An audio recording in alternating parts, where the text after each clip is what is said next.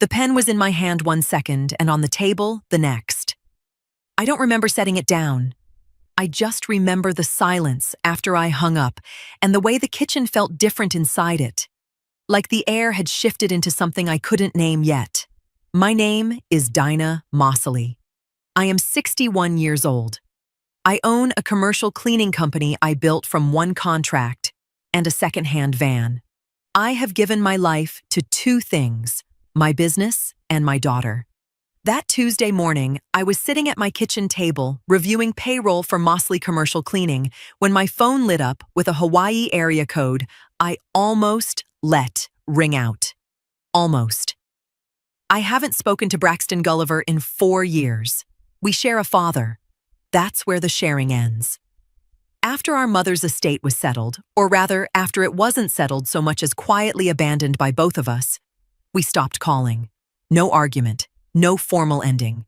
Just two people who set something down and never went back to pick it up.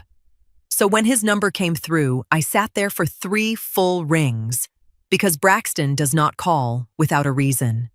And I was not sure I was ready for whatever his reason was. I answered. He introduced himself carefully, the way people do when they're not sure how they'll be received. Then he told me something strange had happened. A large destination wedding had checked into his hotel in Oahu. Braxton owns the property, but he doesn't spend his days standing behind the front desk. What he does do is greet certain wedding parties personally when they're spending the kind of money that turns a weekend into a major booking. He said he had been speaking briefly with the bride during one of those introductions, when something about her face bothered him. Not in a bad way, in a familiar way. Later that afternoon, he found himself thinking about it again. He went back to his office and pulled out an old photograph he had kept for years, one taken before our father remarried, back when all the complicated pieces of our family still fit together. I was in it. So was my daughter. The resemblance hit him immediately. He said he checked the wedding file afterward, partly out of curiosity and partly because he couldn't shake the feeling. The bride's married name was listed as Morrow. But one of the family contact references in the wedding paperwork contained the surname Mossely. That was enough to make him look twice. Then he said, when one of the guest services employees asked the bride about family attending the ceremony, she told them her mother passed away 2 years ago. A stroke. He said she seemed comfortable saying it, like it was something she had said before. I didn't speak. He waited. I thanked him. I told him I'd be in touch. I hung up. I sat at that table and I did not move for a long time. Not because I was falling apart. I want you to understand that. I sat there because something in me went very still and very cold and very focused all at once. The way it does when something enormous has happened and your body understands it before your mind is ready to name it. My daughter told strangers I was dead. She was getting married tomorrow to a man I have never seen, in a state I have never been to, at a hotel owned by a stepbrother she doesn't know exists. And she told every person at that wedding that her mother died 2 years ago. If you've been following this channel for any time at all, you know I don't tell stories. I haven't lived. Stay with me through this one.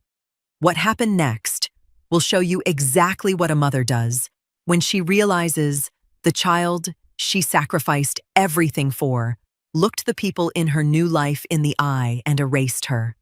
I pushed back from the table. I walked to the filing cabinet in the corner of my home office. I opened the second drawer, and I pulled out a spiral-bound document, 22 pages, color-coded tabs, professionally printed.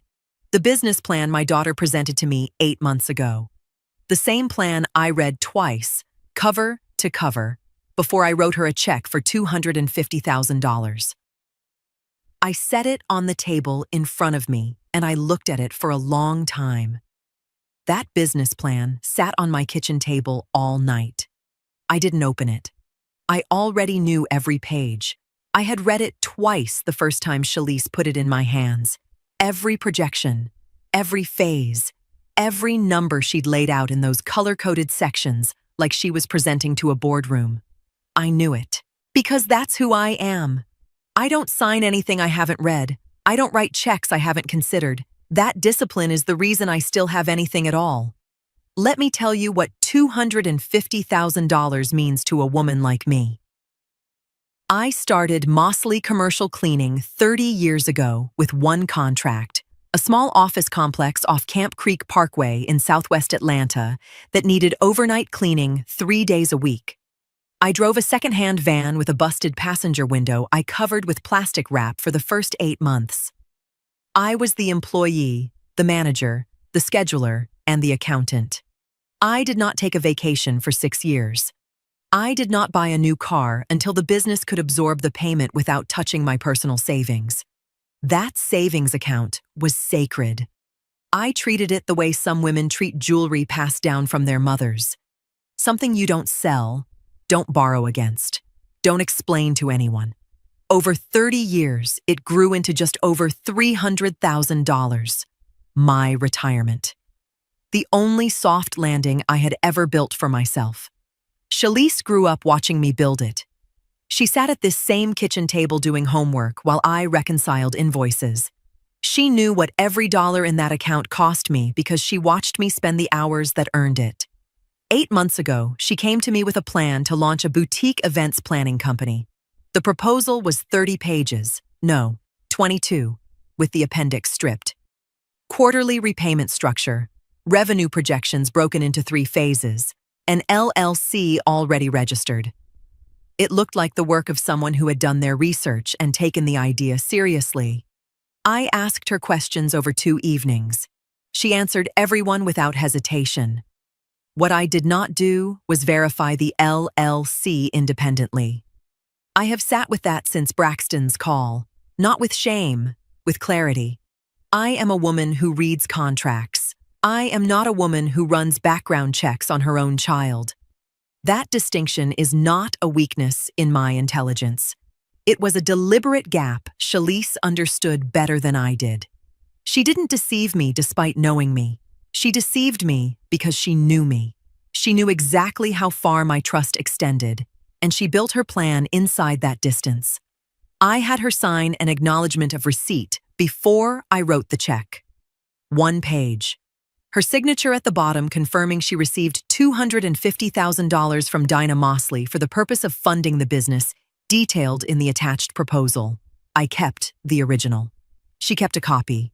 I remember thinking that the paperwork was a formality, something a businesswoman does out of habit even when it's family.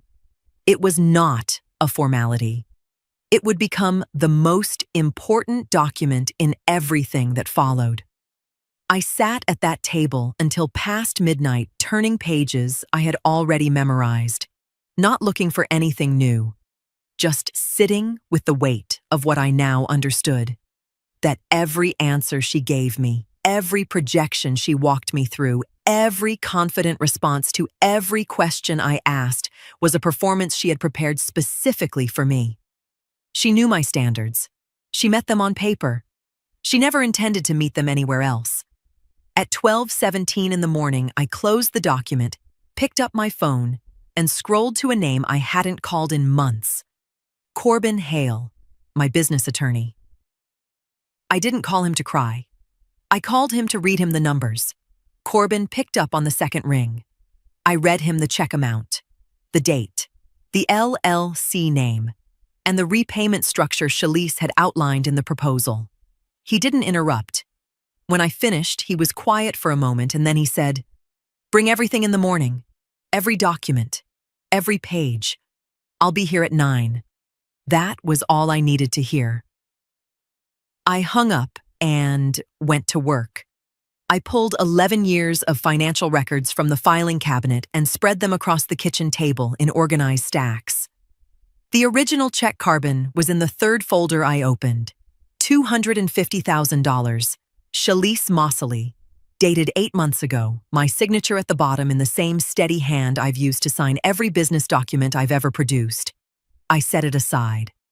I found the signed acknowledgement behind it, her signature, her date, her handwriting confirming receipt of the funds for the purpose stated in the attached proposal.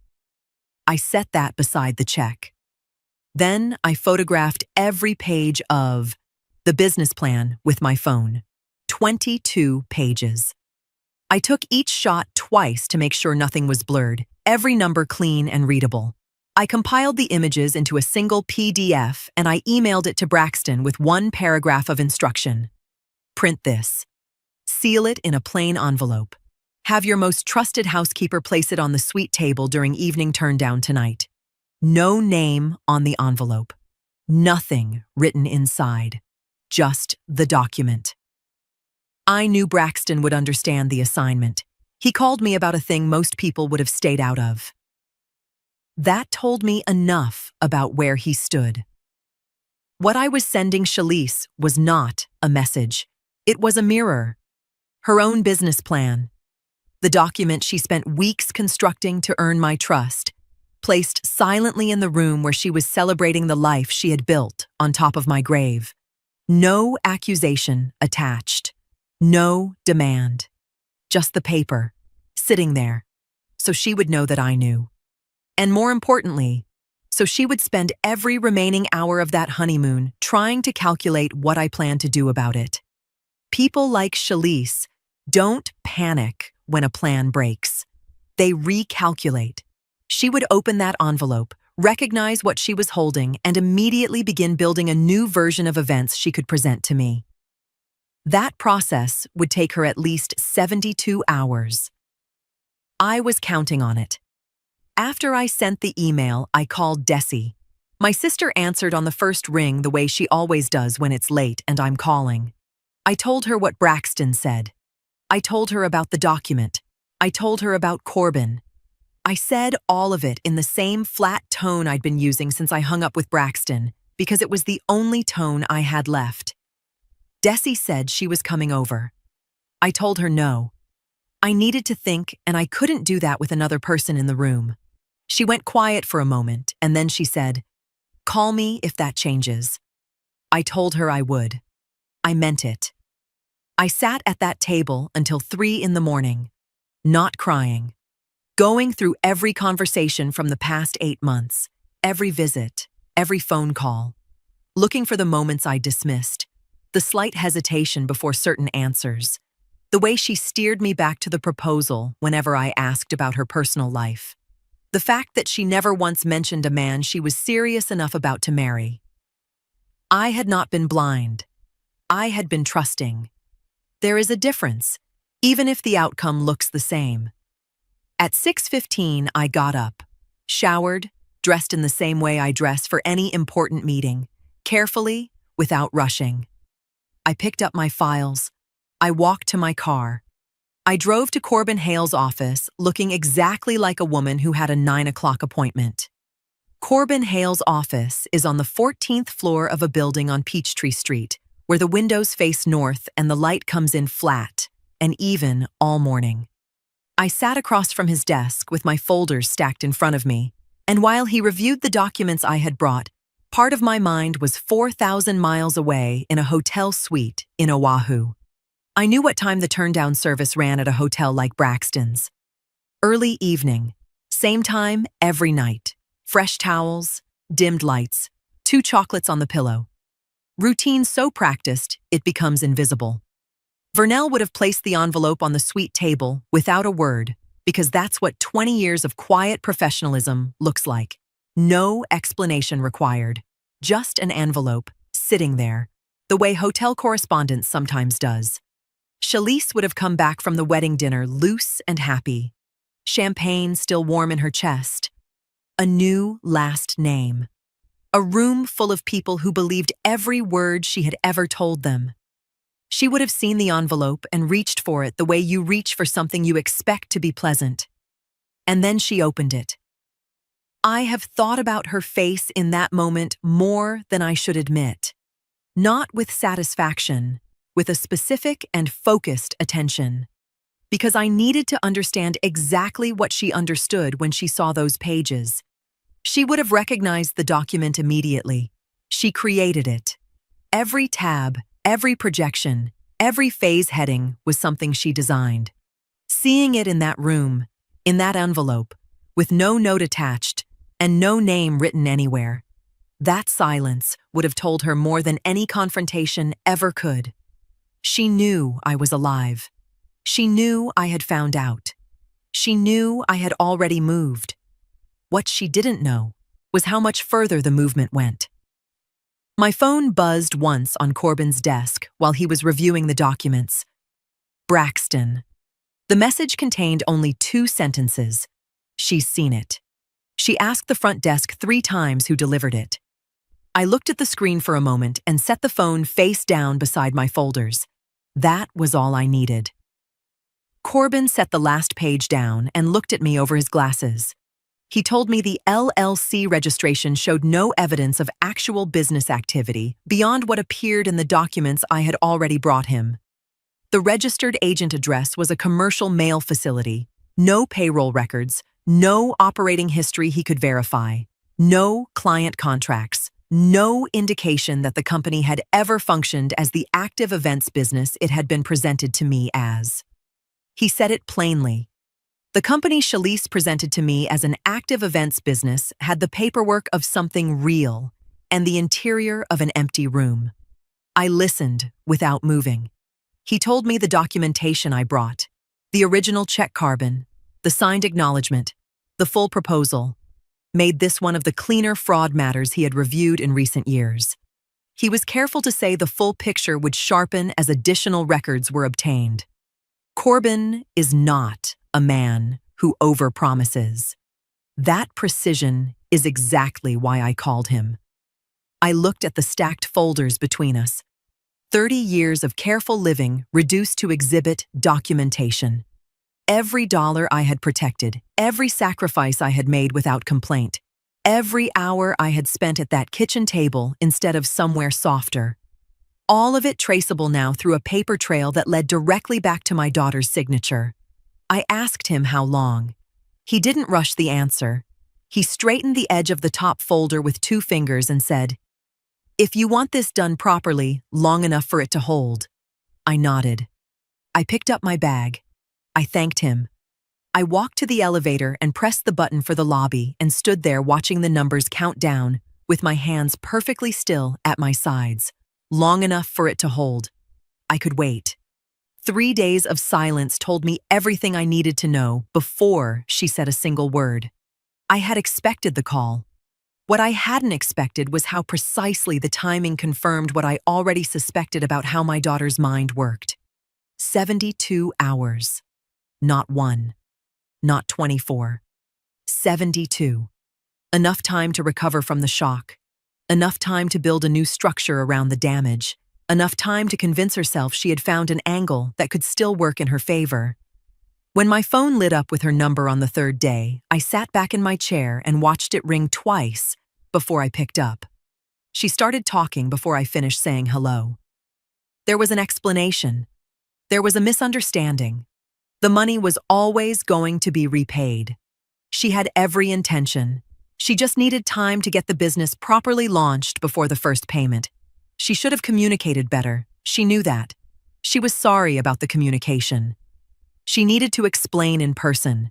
If I would just let her explain in person, everything would make sense. She talked for nearly a full minute without pause, and I recognized the rhythm of it. Practiced, structured, each sentence moving quickly into the next, so there was no space for me to interrupt, and no silence in which she might lose control of the direction. I let her finish. When she finally stopped, I said, "Baby, enjoy your honeymoon. We'll sort everything out when you get home." Then I hung up.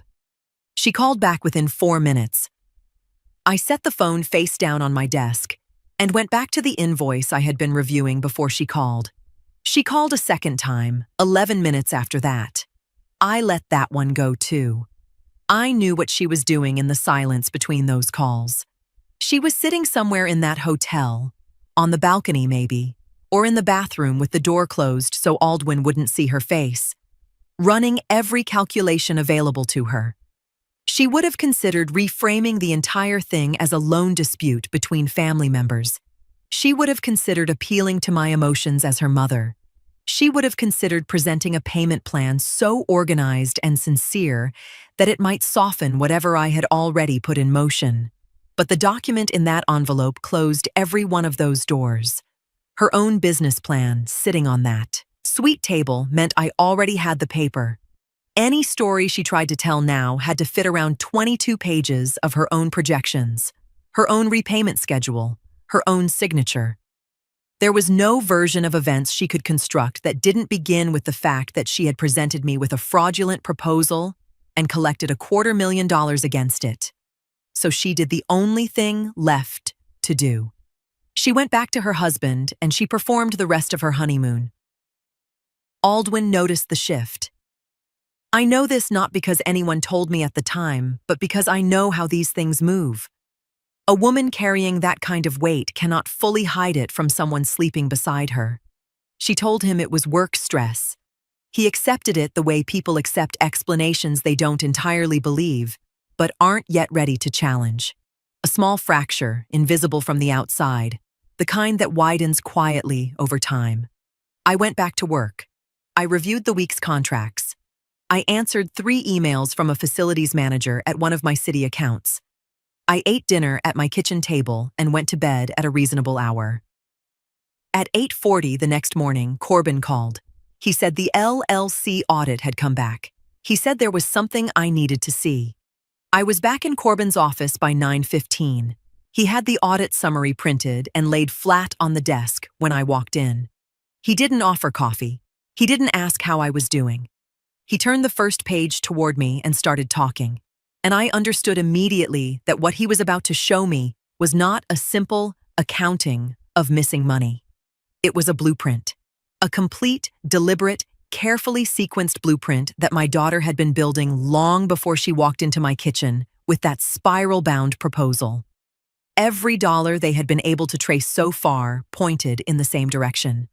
The Hawaii hotel deposit, paid directly from the LLC account within 2 weeks of my check clearing. $85,000, moved cleanly, recorded under the events company name as a vendor payment. The business account records showed additional withdrawals over the following weeks. Some were tied to travel expenses. Some appeared connected to wedding-related vendors. Others had no obvious business purpose attached to them at all. And then the number that stopped me, $52,000. Corbin explained that the business records showed a transfer of that amount leaving the LLC account 4 months before the wedding. Through information gathered from related records and professional inquiries, his office had reason to believe the funds ultimately became part of a financial arrangement connected to Shalise and Aldwin Morrow. According to the information they had gathered, the money had been represented as part of Shalise's personal financial contribution going into the marriage. Her money. Built from her business. Evidence that she was a woman of independent financial standing. Every dollar of it came from my check. I sat with that for a long moment. Not because I needed time to understand it. I understood it immediately. I sat with it because understanding something completely and absorbing what it means about the person who did it are 2 different experiences, and the second one requires more than a moment. This was not impulsive. There was no version of this that could be called a mistake or a lapse in judgment or a plan that got out of hand. The LLC was registered before she approached me. The joint financial arrangements with Aldwin appeared after she had already confirmed I would write the check. The entire structure, the proposal, the repayment schedule, the professional presentation, existed for one purpose: to move $250,000 out of my retirement account and into a life she was constructing without me in it. She had not taken from me carelessly. She had engineered it. I asked Corbin about the $52,000 connected to the Morrow financial arrangement. He set down his pen and explained it carefully. If those funds could be shown to have originated from a fraudulent transaction, the source of the money became highly relevant. The fact that it later moved into a shared financial arrangement did not erase where it came from. The origin of funds matters. If the underlying transaction was challenged successfully, the transfers connected to it could become part of that challenge as well. Some questions would require formal discovery to answer completely, but what he had already seen concerned him. Shalise had not only defrauded me, She had brought disputed money into her marriage without her husband knowing its source. Whatever Aldwin Morrow believed he was building with his wife, part of its foundation was my retirement account, represented as something it was not. I asked Corbin if the Morrow family had any indication of this yet. He paused. Then he said, "That's actually something I need to tell you." Braxton's hotel attorney made a professional inquiry regarding the LLC payment that came through the property. Nothing unusual about that on its own. Large transactions sometimes raise questions when attorneys start looking at related records. The inquiry eventually reached a colleague whose firm has a working relationship with the Morrow family's legal counsel. I looked at him. He said, "I don't know yet what was communicated, but the inquiry was made. I had never seen a photograph of Rosalind Morrow. Never heard her name spoken aloud until Braxton's call pulled back the curtain on everything Shalise had been constructing. My daughter had kept those two worlds so completely separate that the Morrows and I existed in the same city without a single point of contact between us. That separation was not accidental. It was architecture. The same careful architecture she applied to everything else. What I didn't know, what I couldn't have known, was that Rosalind Morrow had already been paying attention. 6 months before that Hawaii wedding, Rosalind commissioned a background check on Shalise, not out of cruelty, out of the particular vigilance that comes with spending decades protecting something built over generations. The Morrow name carried weight in Atlanta. Real estate holdings, civic relationships, the kind of reputation that takes 40 years to establish, and one bad marriage to complicate. Rosalind had watched her son fall in love with a woman who arrived with a polished presentation and almost no verifiable history behind the story she was telling. The report came back incomplete in ways that bothered her. Not empty, inconsistent. The orphan narrative Shalise had shared with the Morrow family did not align cleanly with the records investigators were able to locate. The self-made entrepreneur story led back to an events company with little evidence of actual operating history. The financial profile of a woman presenting herself as an independently successful business owner appeared unusually shallow compared to the image she had described. There were records. There were addresses. There was a life. What concerned Rosalind was that the documented history and the story being told did not seem to fit together naturally. A background check on a 34-year-old woman should answer more questions than it creates. This one did the opposite. Rosalind brought it to Aldwin once. She set the report on the table in front of him and told him calmly what concerned her. He looked at it. He told her that Shalise had explained her background to him directly, and he was satisfied with what she'd shared. He asked his mother to trust his judgment. She did not argue. She picked up the report. She filed it in the drawer of her desk in the study. And she waited with the patience of a woman who understood that time has a way of clarifying what uncertainty leaves unresolved. Now, her family's attorney, the same firm the Morrows had used for 30 years, had flagged a potential issue involving the LLC that processed the wedding payment. A professional inquiry routed through a colleague connected to Braxton's hotel had raised questions the firm felt warranted a closer look. One question was enough. The Morrow firm did not need to be told twice to examine something carefully. Rosalind called Aldwin. She asked him to come to the house alone before Sunday dinner. She said it once, in the same calm tone she used for everything that mattered. She offered no explanation. She didn't need to. Aldwin had heard that tone exactly 3 times in his life, and he knew what it meant. None of this had reached me yet. I was at my desk in Atlanta, reviewing the week's payroll, the same work I had done every Thursday for 30 years. My world on the surface looked completely unchanged. Mosley Commercial Cleaning was running its contracts, paying its people, operating exactly as it always had. Whatever was moving in other parts of this city was moving without my direct involvement, and that was precisely how I intended it. My phone lit up on the desk beside my keyboard. Atlanta area code. A number I didn't recognize. A commercial prefix, the kind that traces to a business address rather than a personal cell. I picked it up. The man on the other end spoke in a measured, unhurried voice. He said he hoped he wasn't disturbing me. He said his name was Othello Morrow. He told me immediately that he was calling from his office line, a commercial address in Buckhead, so I would know exactly who I was speaking with before I decided whether to keep listening. That small courtesy told me something about him before he said another word. I kept listening. Othello Morrow spoke the way men speak when they have spent a lifetime meaning what they say and have stopped seeing any reason to approach things indirectly. He told me his family had concerns about Shalise before the wedding that he wished they had pursued with more persistence. He told me Rosalind had commissioned a background report months earlier that produced results she found troubling. He said she would like me to see it, not to build a case, simply because she felt I had a right to know what they had found and chosen, to their regret, not to act on. He explained that after the questions surrounding the LLC surfaced, their attorney spent several days reviewing what information was available before advising the family that the concerns deserved closer attention. Only then had Rosalind decided he should reach out. Then he said, "The Morrow family is not your enemy, Ms. Mosley." I didn't respond immediately. I was measuring the call, its tone, its purpose, what it was asking of me. A man in Othello Morrow's position does not reach out to a woman he has never met without a reason that serves his family's interests as much as her own. I understood that.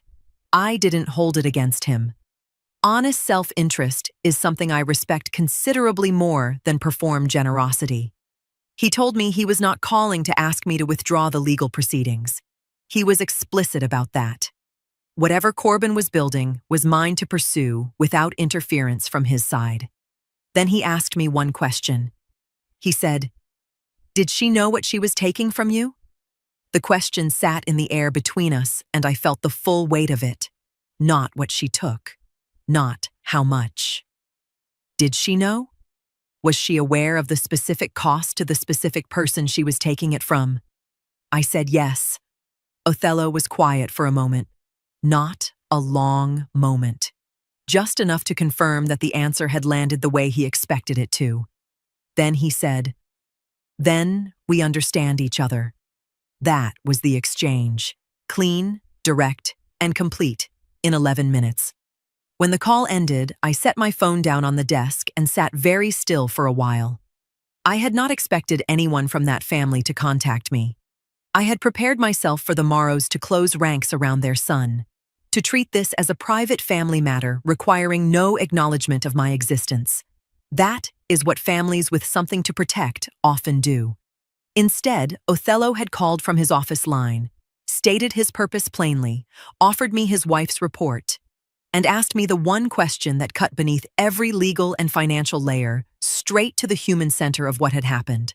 What I felt was not warmth. I want to be precise about that. It was recognition. The specific recognition that passes between two people who have spent their lives building something real and find themselves, unexpectedly, on the same side of a loss neither of them should have had to absorb. He had built something. I had built something. And the same person had walked through both of our lives and taken what she needed without asking permission from either of us. I understood him. He understood me. That was enough. Sunday dinner at the Morrow house was in 2 days. Shalise would be sitting at that table with her husband and her new family, believing the hardest part was behind her, believing that if she could just manage me, she could still hold everything else together. She had no idea what was already sitting in that study waiting for her. Rosalind called me the morning after Othello did. The conversation lasted 6 minutes. She told me what she intended to do that Sunday, and she told me precisely how she intended to do it. She spoke without asking my permission and without requiring my approval. She was not consulting me. She was informing me as a courtesy because she felt I had earned the right to know. When she finished, I said, "That's your house, Rosalind. You do what you need to do." She said, "Yes." And she hung up.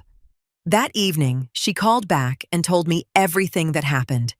I am going to tell it to you the way she told it to me. Word for word, the way precise women do when they want something understood correctly. The table was set when Aldwin and Shalise arrived. Good china, fresh flowers, the kind of effortless presentation that takes considerable effort to produce. Othello met them at the door. He shook his son's hand and kissed Shalise on the cheek and said she looked well. Rosalind came from the kitchen, embraced them both, and guided everyone to the table as though this were any other Sunday. The food was perfect. The conversation was pleasant. Shalise was relaxed. Rosalind noted that specifically. She was engaged, attentive, laughing at the right moments. A woman who believed the difficult portion of her life was behind her, and that all she had to do now was perform well at family dinners until the performance became normal. Eula Britton was already seated at the far end of the table when they arrived. Rosalind's closest friend. 30 years in each other's lives, in each other's circles, at each other's tables. Shalise would have registered her as a family friend and nothing more. Toward the end of the meal, during a natural pause in conversation, Rosalind set down her fork and mentioned almost as an afterthought that her dear friend Eula was planning a destination celebration and had been struggling to find a reliable events coordinator. She looked at Shalise warmly and asked, "What was the name of the company that handled your Hawaii wedding? I'd love to pass it along." Shalise gave the LLC name without a pause. Smooth, confident, the answer of a woman who had used that name so many times it required no thought. Rosalind smiled and said she would pass it along. Then she moved the conversation to something else entirely. Eula said nothing. She lifted her coffee cup and drank. After the table was cleared, Rosalind asked Aldwin to help her find something in the study. He followed her down the hall. She opened the door, waited for him to enter, and then placed 2 documents side by side on the desk. The background check report from 6 months ago. The fraud summary her attorney had prepared from the LLC inquiry. She set them down with the same hands that had set that dinner table, carefully, without hurry. Then she walked out and pulled the door closed behind her. Aldwin sat alone in that study for 20 minutes. Shalise waited in the living room. Rosalind offered her more coffee.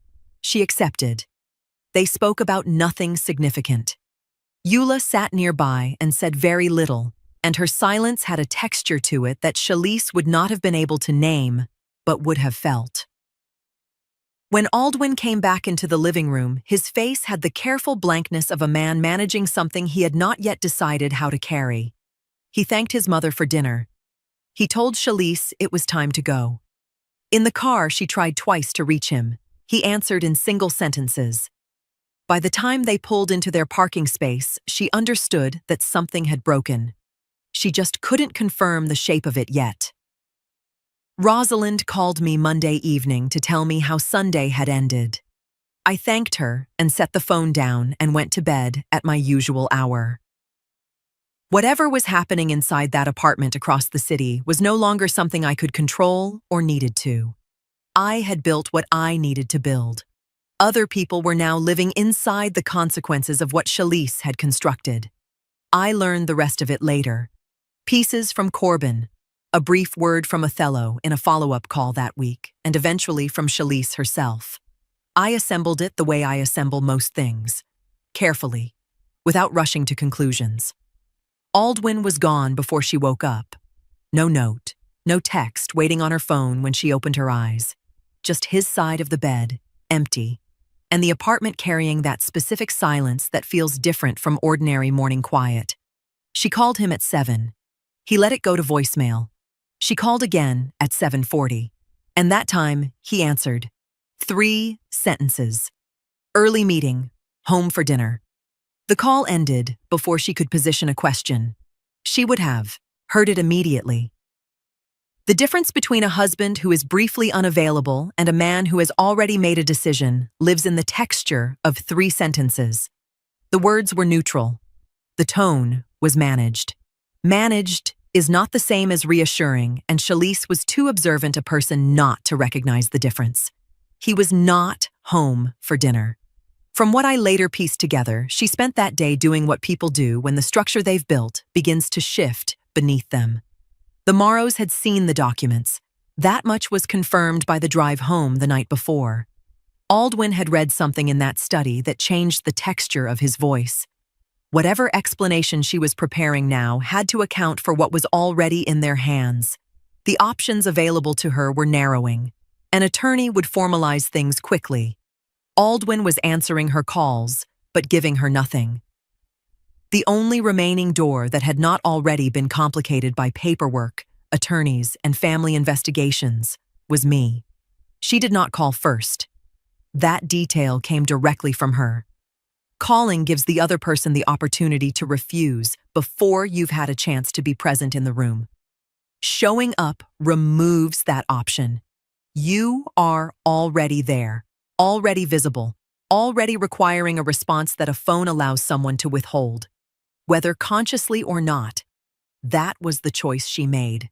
She drove to my house because it offered the best chance of a conversation she could no longer control from a distance. I was at my desk when I heard the car pull up. I recognized the sound of her engine, a detail that sits in a mother's memory the way certain things do, without being placed there deliberately. I stood up. I walked to the front door. I opened it before she reached the steps. She looked the way people look when they have spent an entire day preparing for a conversation and are now standing at the threshold of it. Composed on the surface, something tightly wound underneath. She opened her mouth to begin whatever she had rehearsed on the drive over. I stepped aside. I didn't say her name. I didn't say, "Come in." I simply made space in the doorway and walked back toward the kitchen because whatever she had come to say, she was going to say it at my table. In my house. On my terms. The door closed behind her. I filled 2 cups without asking if she wanted one. I set hers on the table in front of the chair across from mine. I sat down. I wrapped both hands around my own cup and I waited. Shalise sat. She looked at the coffee for a moment, then she looked at me. And something in my stillness, the fact that I wasn't angry, wasn't crying, wasn't leaning forward with accusations, seemed to loosen whatever she had been holding tightly the entire drive over. She started talking. It came out in the uneven rhythm of something that had been compressed for a long time. The shame first. The particular shame of growing up in Southwest Atlanta, watching me leave before sunrise and return after dark. Of bringing friends home to an apartment where the furniture was functional and the neighborhood was difficult, and nothing looked the way she wanted her life to look. She said she loved me. She said that quickly, as if she needed it on the record before everything else. Then she kept going. She talked about the Morrows, about the first time she visited their home and understood the distance between where she came from and where Aldwin had grown up. About the fear that if they ever looked too closely at where she came from, the relationship might not survive it. She said she told herself it was temporary. That once she was established, once the business was real and the money was repaid, and she had built something that could stand beside what they had, she would find a way to bring everything together. She talked about the money, about how she convinced herself the business plan was real enough in intention that it justified what she had done, about the repayment schedule she had genuinely expected to honor, about the morning she wrote the first payment date into her calendar and then moved it again, and then stopped looking at it. She never called it theft. I noticed that. Even now, sitting across from me, she reached for words like pressure and fear and temporary and intention. She was trying to explain herself honestly, but there were still places she couldn't quite bring herself to stand. She was crying before she reached the middle of it, not performing. I have watched my daughter perform emotion since she was 7 years old, and I know the difference. This was real. The grief of a woman who had arrived at the far end of a long series of choices and could finally see the shape of what those choices had cost. I did not move. I did not reach for her hand. I did not offer the comfort she had perhaps hoped my stillness was concealing. When she finished, the room was quiet. She wiped her face with the back of her hand and looked at me with the exhausted openness of someone who had said everything she was capable of saying and was now simply waiting. I looked at her for a long moment. Then I said, "I know. Not I forgive you. Not I understand. Not it's going to be all right." Just those two words, flat and complete, because they were the only ones that were entirely true. I knew her shame. I knew her fear. I knew the plan and the intention, and the morning she stopped looking at the calendar. I knew all of it, and it did not change a single thing that needed to happen next. I said, "Corbin Hale is handling the legal side. I can't pull that back now, even if I wanted to. What happens next is between you and the courts." I stood up. I rinsed my cup and set it in the drying rack. I said, "Lock the door when you leave." I walked down the hall to my bedroom and closed the door. Not a slam, a close. The quiet, final sound of a woman returning to the only space in her house that still belonged entirely to her. 3 days later, Shalise was served papers at the apartment. The filing said annulment, not divorce. Corbin called me on a Thursday afternoon with the kind of measured tone he uses when information is significant, and he wants to make sure I hear it without the delivery obscuring the content. He told me the Morrow family attorney had filed for annulment. He said it clearly, and then he gave me a moment before he continued. The grounds were material misrepresentation. Specifically, Shalise's false financial background, the disputed origin of the $52,000 she presented to Aldwin as personal savings, and the deliberate claim that her mother was deceased. That last detail, Corbin explained, carried particular weight. It was not a family estrangement she had kept private. It was an active, repeated lie told directly to the Morrow family as part of the foundation on which that marriage was built. Their attorney had documented multiple instances of Shalise stating her mother had died from a stroke. It was part of the identity she had constructed to secure the relationship. I sat with that for a moment.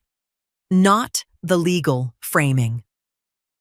The plain fact of it. My daughter had looked people in the eye, repeatedly, and told them I was dead. Not as a figure of speech. Not as an exaggeration.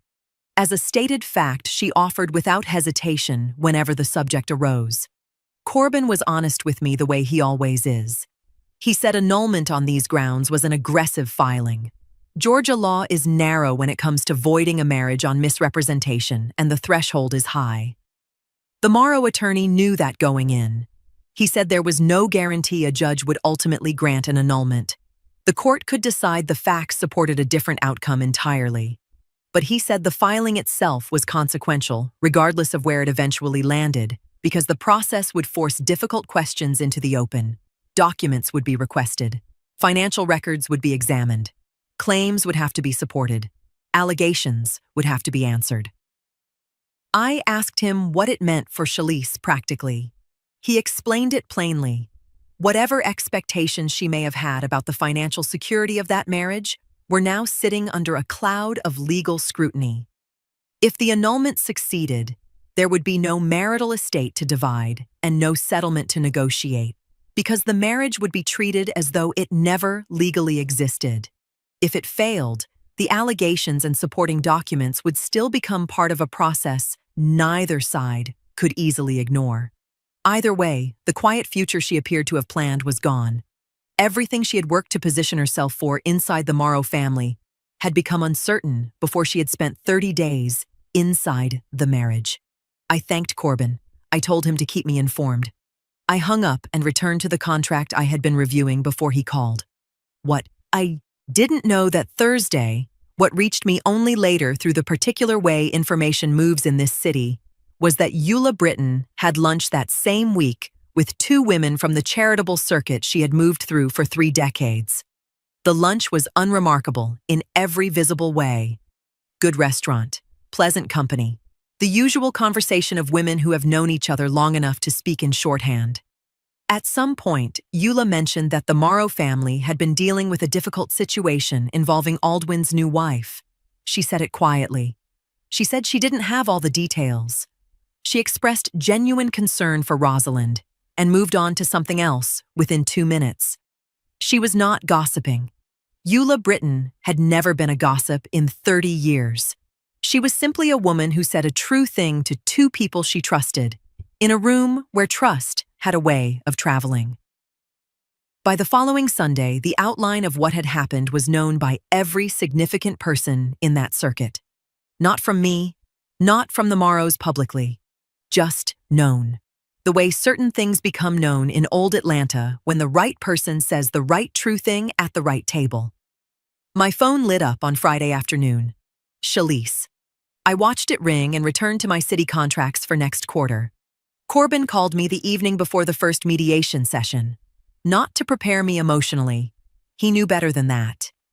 He called to confirm that every document was filed, every exhibit numbered, and every element of the civil fraud claim supported by something physical that could be placed on a table in front of another attorney and withstand examination. I told him I wouldn't be attending any of the sessions. He said he knew. He said he'd call me after each one. I went to work.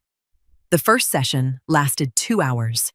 Corbin told me afterward that Shalice's attorney opened by reframing the $250,000 as an informal family loan.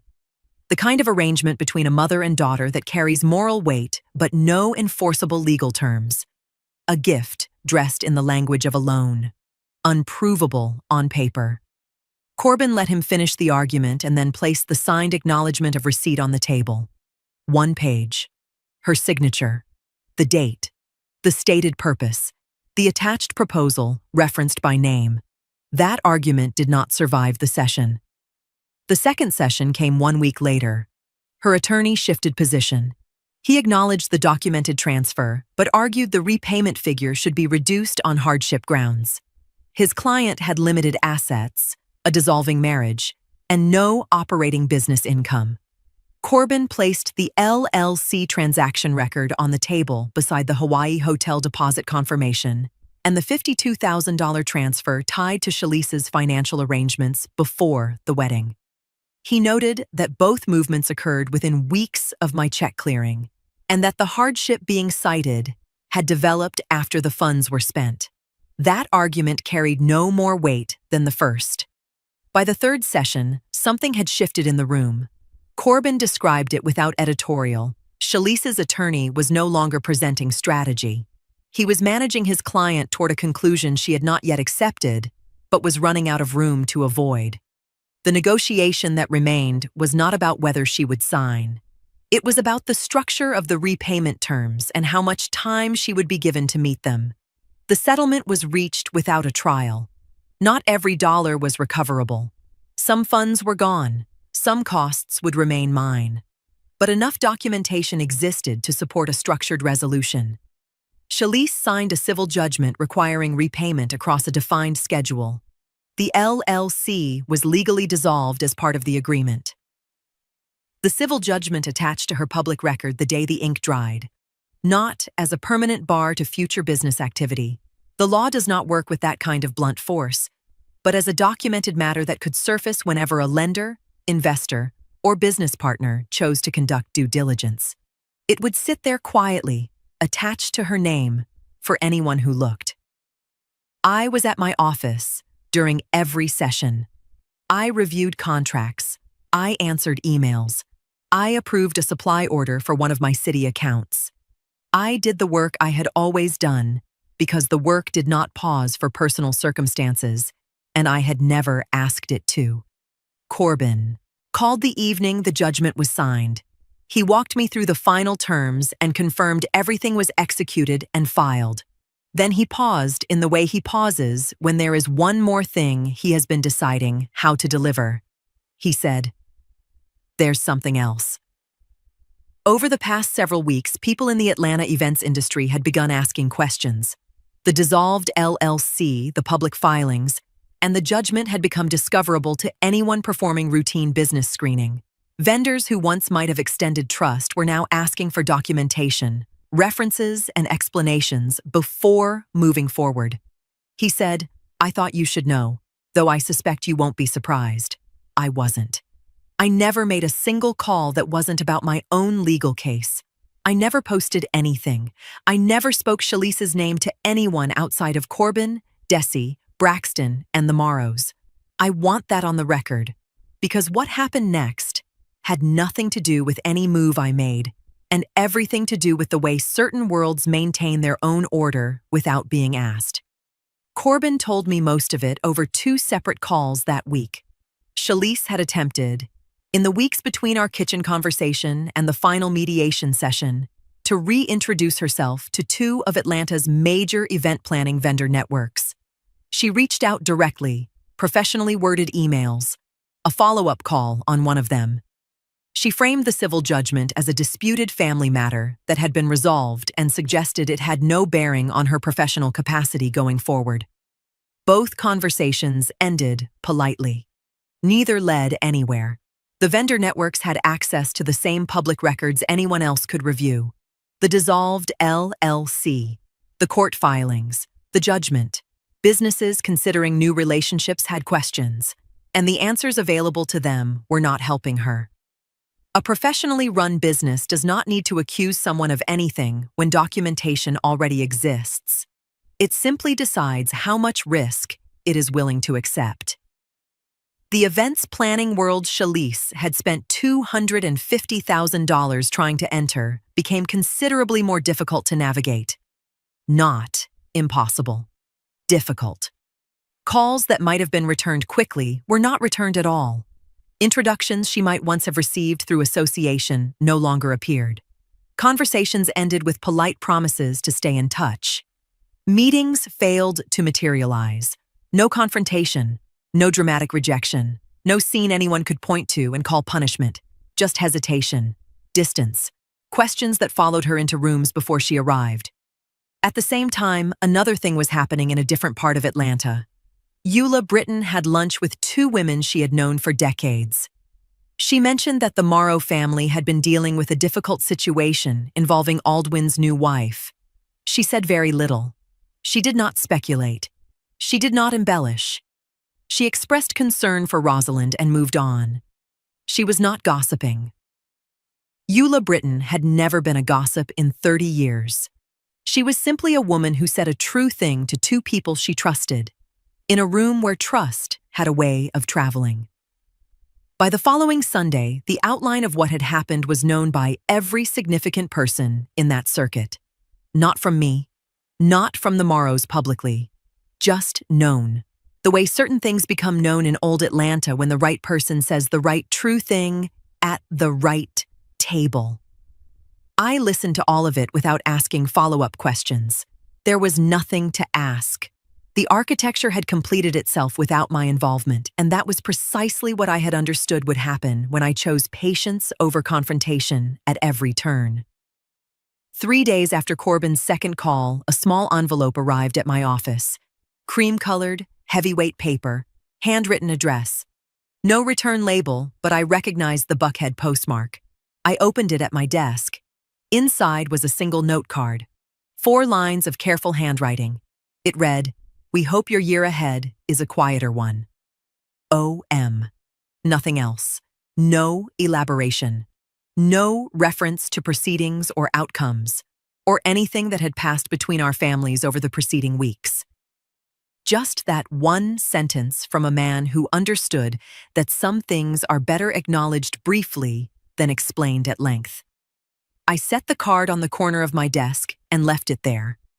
I thought about what it had cost Othello Morrow to raise a son well, to build a name over 40 years, to hand that name carefully from one generation to the next, and then to watch someone walk into his family and treat all of it as a resource to be extracted.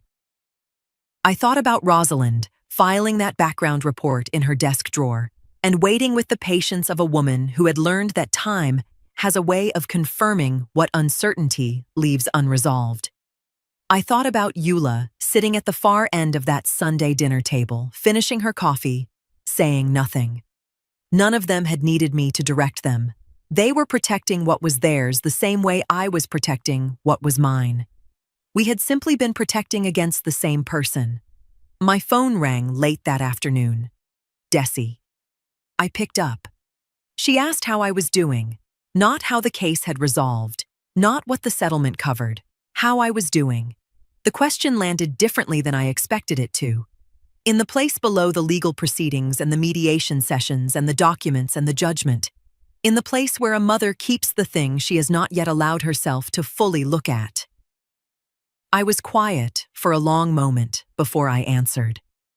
Desi's question stayed with me longer than I expected it to. How was I doing? Not the case, not the judgment, not the repayment schedule. Me. I sat with the phone against my ear in the quiet of my office, and I tried to locate an honest answer somewhere beneath everything that had accumulated over the past several weeks. What I found was not devastation and not relief. It was something closer to the feeling after a very long physical effort. The specific exhaustion of a body that has done what it was asked to do and is now simply still. I told Desi I was tired. She said she knew. She said come to dinner Sunday. I said I would. I meant it. The first repayment installment posted to my account on a Wednesday morning. I noted it in my records the way I note every financial movement. Date, amount, source, purpose. One line in a spreadsheet. The judgment required structured payments across a defined schedule, and the first one arrived on time, which surprised me less than it might have surprised someone who didn't understand that Shalise had always been precise about the mechanics of things. It was the intentions behind the mechanics that had failed. The mechanics themselves she had always handled correctly. $190,000 would come back to me over time. Not everything. Legal fees had carved a portion out permanently, and the $60,000 gap between what was recoverable and what I had originally written was a real number I had no intention of pretending away. But I had built this company from one contract and a van with a broken window. I knew how to close a gap. I had been closing gaps my entire professional life. On a Tuesday morning, I sat at my kitchen table with my coffee and opened the payroll spreadsheet for Mossley Commercial Cleaning. Same table, same mug, same work that had been waiting for me every week for 30 years, regardless of what was happening in any other part of my life. The filing cabinet in the corner held different contents than it had held 3 months ago, a civil judgment with Shalise's signature among them. But the work on the table in front of me was unchanged, and that was exactly what I needed it to be. Braxton called at 11. Not about any of it. He asked how I was, and I told him tired but fine, and he said he understood that particular combination. Then he said he had been thinking about their mother's estate, about the 4 years of silence between us, about whether two people had let too much time settle over something that didn't deserve that much weight. I told him I had been thinking about that too. We talked for 20 minutes, longer than we had talked in years, possibly longer than we had talked in one sitting since before our father's second marriage changed the geometry of everything. When we hung up, I sat for a moment noticing that the conversation had not cost me anything. No guardedness, no old grievance surfacing, no careful management of what I said and didn't say. Just two people who had been through something together speaking plainly. That surprised me. I let it. I worked through the afternoon, reviewed 2 contract renewals, approved a scheduling adjustment for one of my overnight crews, answered an inquiry from a facilities manager at a new account I had been building toward for 2 years. At 4:47, my phone buzzed on the desk beside my keyboard. Corbin. 1 word. Done. I read it. I set the phone face down. I finished the last row of the payroll spreadsheet, saved the file, and closed the laptop. I turned off my desk lamp. I picked up my keys and walked to the door and locked it behind me. I drove home in the quiet.